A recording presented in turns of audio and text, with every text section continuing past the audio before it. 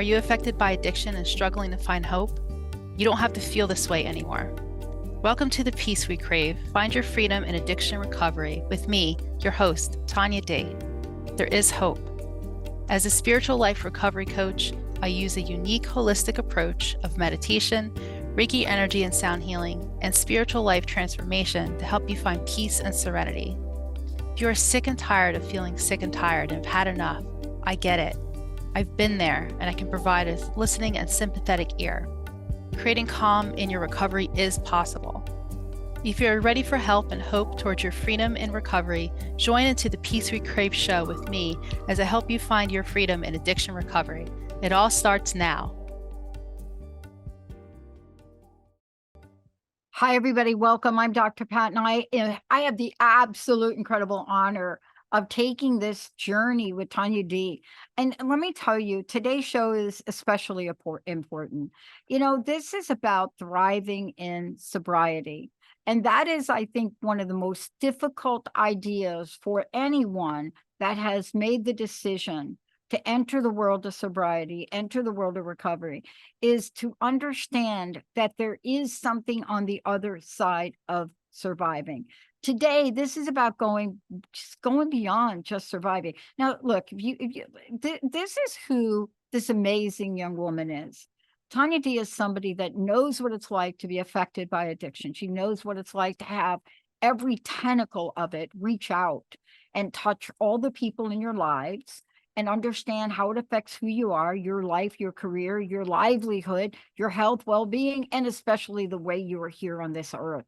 That's why the show, The Peace We Crave, is so incredible, because we do crave that peace. But yet, if you're on the journey of recovery, you think that is for other people. You don't think that is for you. And that's why this show is a game changer. Tanya, it's so great to have you take this topic about thriving, because, you know, like when you're in the rooms or when you're in recovery or when you're at that place, you're like, man, how am I going to get through the day? And somebody says, don't worry, you're going to be thriving. And you're like, what? Right, exactly. You know, moving from coping to healing, and then we get to thriving, right? And thriving to me is when my mind began to clear and I was able to see, like, the grass was greener, right? And the sky was a little bit bluer. And maybe I heard birds chirping. I didn't hear it before. And it was just like, wow, was this all here? And I just never noticed. Did I really just miss out on all of this beautiful life? And I was, because it was like a veil of like, yeah, you know, Dr. Pat, like a veil of like gray fog in front of you. And then you take that substance away and you're like, oh my gosh. Yeah. Wow. Yeah. And, you know, don't you think at first, because, you know, the show is called The Peace We Crave. And for many people listening, we're not saying that we don't understand how absolutely chaotic it feels, especially early on. I mean, we're right there with you. This is the part of this that you so emphasize, that you can go from wherever you are, you can go to a different place. You could go to that place of peace, and you could go to the place where you thrive. You can build a life, you could build a career, right? But what does it mean to you to thrive in sobriety? Because people say, yes, thriving, I get it. No, we're talking about thriving in sobriety. Right. It's not just that, to take a quote from the rooms, to white knuckle it, right? When you're first in there, you're just like, how, like you said, how am I not going to use today? How am I going to get through the day? What am I going to do? And getting to the point in life where I don't think about that anymore, personally. I'm not sitting here saying, how am I going to do this today? I'm thinking about, hey, what can I do today to have a really great day? What is going to enhance my sobriety today? What's going to bring me peace today? What's going to bring me joy today? And I have that choice, and I can do that today. Yeah. And to me, thriving is just, oh my gosh, just finding out who I am, learning to love myself, just being my own person. Just, it's such a beautiful thing when I can separate myself enough to start to go towards that. Yeah. Look, I want to take a short break. When we come back, I want to get through for everybody listening. We're going to describe what this feels like. We're going to give you two things to really think about. We're going to give you the version of ourselves that sounds like chaos, that feels like chaos. And especially we're coming into this holiday. Then we're going to give you the other version. What does thriving mean? Does thriving mean you can get accepted into the school you wanted to get into? Does it mean you can even think about it? Or you're over here thinking, I'm never going to do it. I'm never going to amount to much. We're going to take a very short break. And when we come back, Tanya D is going to walk you through it. And this is the show where you get to give up struggling if you choose to. Let's take a short break. We'll be right back.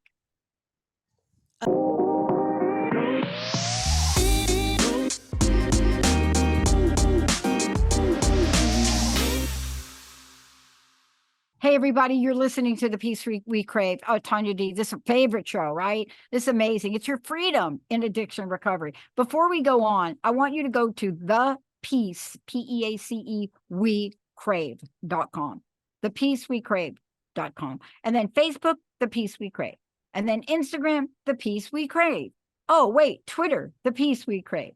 All of the above will get you to the place where you will get that peace that you so long for. Listen, before the break, we were talking about thriving in sobriety. And I gave an example about, we know what it feels like to be in the middle of chaos. But if we've never had the framework, tell us what thriving in sobriety felt like to you.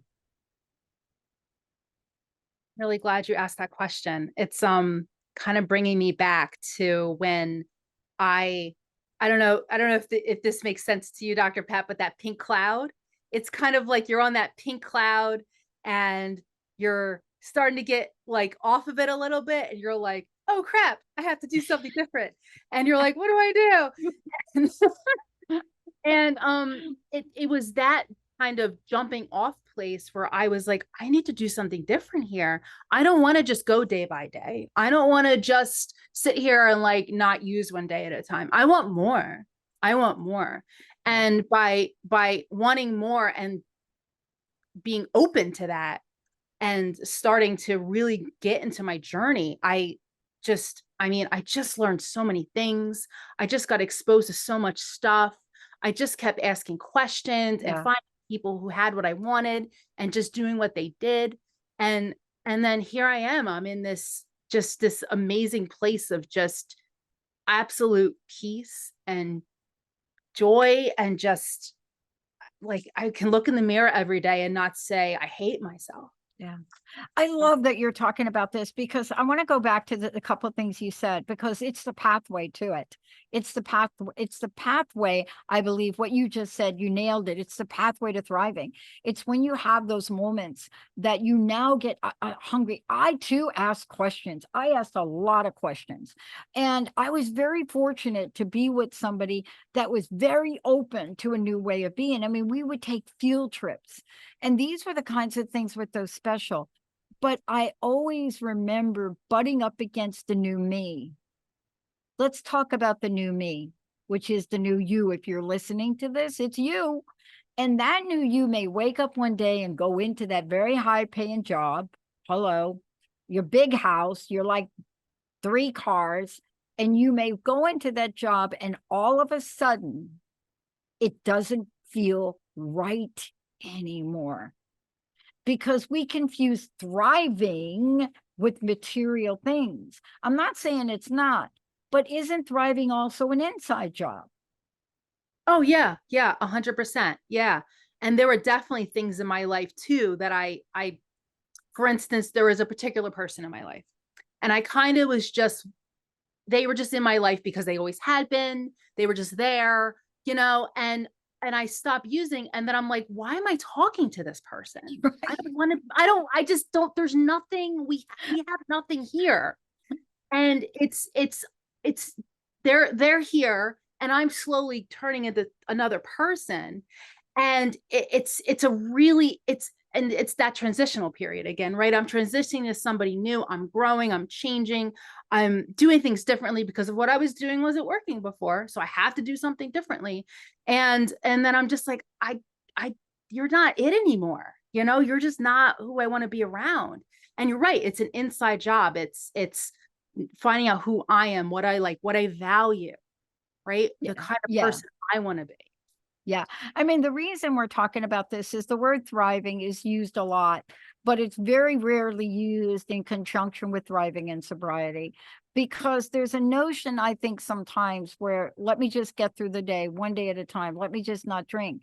And I think that works. You have to be at that place, but you also have to look for a future. You have to keep your eye on knowing. And, I have to tell you, I was very fortunate to work with somebody who knew I wasn't going to be your typical in the rooms person. And he was so smart. He said, you're going to memorize these 12 things. And they weren't the steps, they were the promises. And I had no idea what they were. I didn't know where they were. But the minute that he had me read them out loud, it reeked of thriving. It was something I never could imagine. A new freedom, going to learn how to handle things. But that's what we're talking about with thriving. We're talking about clearing away the sludge. Yeah, yeah. And I too have people in my life who knew I wasn't going to be your typical, agreed. Yeah. And there's people that I'm with now who just, I feel like we've been growing so much exponentially, and just other people have just kind of settled and they're kind of the way they are. And I'm like, no, I want something better. I want to just, I don't want to just be sitting around like, living life and just going to the next thing, going to the next meeting, going to the next, whatever. I want to do more. I want to see more. I want to experience more. Yeah. Now, I do know that I did get some great advice. And clearly the best advice I got, which I hated, was the relationship thing. Not a good idea for you to be popping into it. That, I take that one and I'm like, okay, I get that. Because I think that I was so used to being in relationship and just not really caring for myself. But let's talk about this. Let's talk about why someone would want to thrive in sobriety. I want to know what's in it for me, because I would love for people that are in sobriety to believe that they have a birthright to want stuff, right? You can have desire. Go ahead, talk to the things. What did you desire? I just wanted, first of all, I just wanted just an overall better life. I just wanted things to be better than they were. And then I got to that point, and then I said, no, I want these really true and deep, honest relationships. I don't want to be sitting here at, some kind of like certain level. I want to really have deep, amazing conversations with people, really just be honest, really trusting, actually experience really true love, right? Not just that superficial, like, oh yeah, I love you, whatever. No, like like those ride or die kind of people that are going to be there. Right. And again, just being just being true to my values, knowing what my values even are, and then exploring that and being true to myself and true to the kind of person I want to be and be around. I love it. The other day somebody quoted a statistic for me and I had to look it up because I didn't. Okay, did I believe it? No, I did believe it, but I wanted to fact check it. COVID, which we came out of, had an interesting effect on people. Number one, the good news is it blew the doors down about how people can gather. Zoom meetings were boom, they were great. Other kind of meetings, any kind of groups forums, other groups forums. You know what I'm saying? It was like, oh my God, like people just came together. Why? Because drinking increased by 60%. Now, we need to talk about sobriety and thriving. How difficult is it from where you sit? How difficult was it for you to wrap your mind around the fact that if you stayed sober, if you are sober, that your thriving desires would come true? I At first, I wasn't sure if it would actually happen. Right. I wasn't Right. either. Yeah, exactly. You're like in Why, this really weird period where you're just like, what am I even doing? And I'm not even sure. And once I got to that point where I figured it out, that's when, I really was looking to thrive, not just survive every day. Yeah. There's a movie that came out with Sandra Bullock. I love this movie because part of the movie is you have to be able to not kill a plant. And so this is really funny, but it's not, because I say to Jessica, because I'm working remote, I'm in New Jersey, I'm in our East Coast locations, we're building an East Coast presence, and I'm like, Jessica, water my plants, I'm obsessed about it, but she doesn't know why. And my plants at home, she's taking care of, because there was something about taking care of a plant that was so hard to do. Right? Yeah. But I passed that test. And once I passed that test, I graduated myself to more. What does it take for people in recovery to really accept thriving as a way of life and not surviving? That's wow. I'm really glad you asked that. I would say that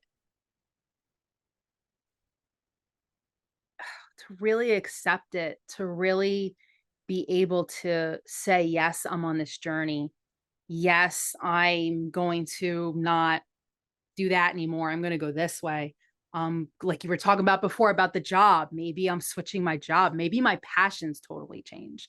And being in a place of acceptance with that, there's a certain grieving process that goes along with that, right? I'm getting rid of my old life that wasn't working, and I'm moving towards something else, and I don't even know what that is yet.